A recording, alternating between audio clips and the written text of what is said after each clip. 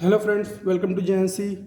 Friends, इस video में हमारे पास एक कैपेसिटर नेटवर्क दे रखा है। इसका हमें इक्विवेलेंट कैपेसिटेंस कैलकुलेट करना है।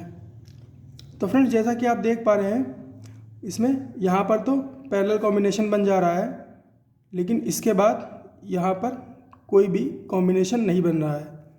यहाँ पर एक और पैरेलल कॉम्बिनेशन दिख रहा है, यहाँ पर एक और पैरेलल कॉम्बिनेशन दिख रहा है, लेकिन बाकी नेटवर्क में पैरेलल कॉम्बिनेशन बन नहीं रहा है।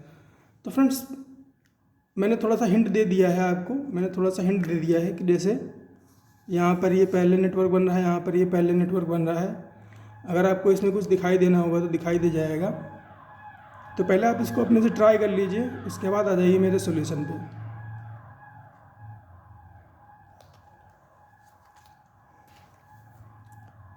तो फ्रेंड्स, एक मेथड होता है डायरेक्टली आइडेंटिफाई करने का, है ना,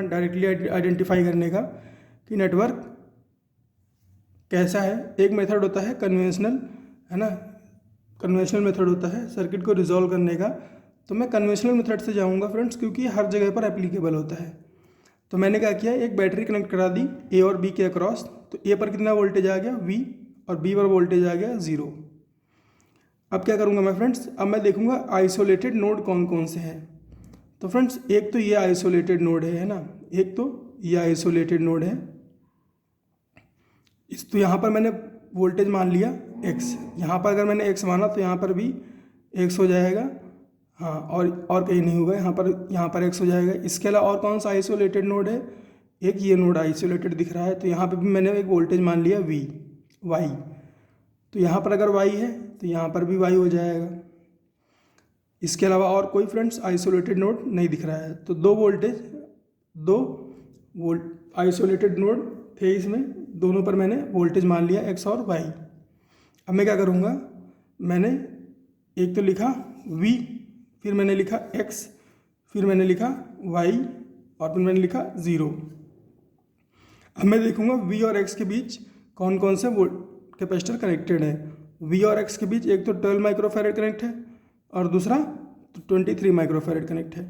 तो मैंने V और X के बीच 12 माइक्रोफैरड और 23 माइक्रोफैरड कनेक्ट कर दिए। फिर मैंने क्या देखा,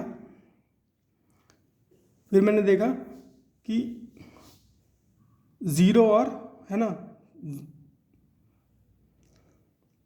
फिर मैंने देखा V और Y के बीच में कौन सा नोड कनेक्ट है। क्योंकि फ्रेंड्स, पहले हम लेफ़्ट से राइट जाते हैं, है ना, तो पहले इस पर देखेंगे फिर इस पर देखेंगे।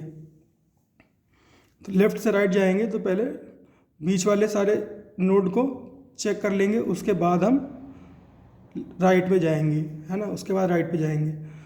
तो पहले X को चेक कर लिया, अब Y को चेक करते हैं। तो V और Y के बीच चेक कर लेंगे।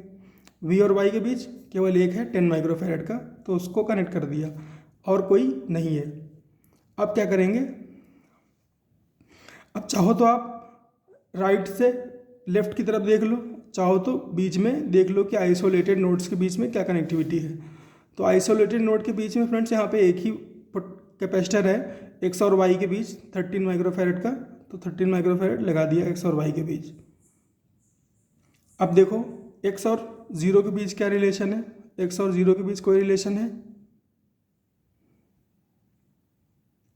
हाँ है, X और 0 के बीच 7 माइक्रोफैरड कनेक्ट है।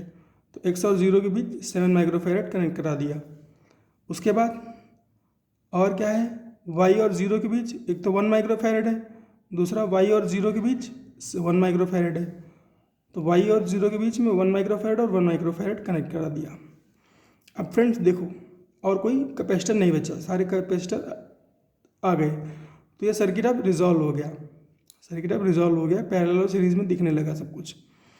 तो फ्रेंड्स, ये 23 और ये 12 पैरेलल में है, दोनों को ऐड कर दिया तो कितना हो गया 35, और ये 10 है, ये 13 है, ये 1 1 2 हो गया।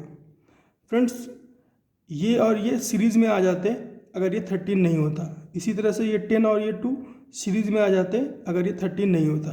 तो अब हम क्या करेंगे, क्योंकि ये रेक्टेंगुलर नेटवर्क बन रहा है, अब हम क्या करेंगे, हम व्हीटस्टोन ब्रिज की कंडीशन चेक करेंगे। तो 35/10 कितना हो जाएगा, 35/10 3.5। इसी तरह से 7/2 कितना हो जाएगा 3.5। तो 3.5 बराबर है 3.5 के। इसका मतलब ये एक बैलेंस्ड ब्रिज है ना, बैलेंस्ड ब्रिज है। अगर ये बैलेंस्ड है तो इस 13 को हटा सकते हैं। इस 13 को अगर हटा दिया तो क्या होगा, 35 और 7 सीरीज में आ गए। इसी तरह से 10 और 2 सीरीज में आ गए। 35 और 7 को सीरीज में आ गए तो इसका इक्वलेंट निकालेंगे, कितना आएगा 35 × 7 divide by 35 + 7 equal to 245 divide by 42। इसकी वैल्यू आएगी 5.833। और इस 10 × 2 को 10 और 2 को करेंगे, इक्वलेंट निकालेंगे, सीरीज में है। 10 × 2 divide by 10 + 2 equal to 20/12 equal to 5/3।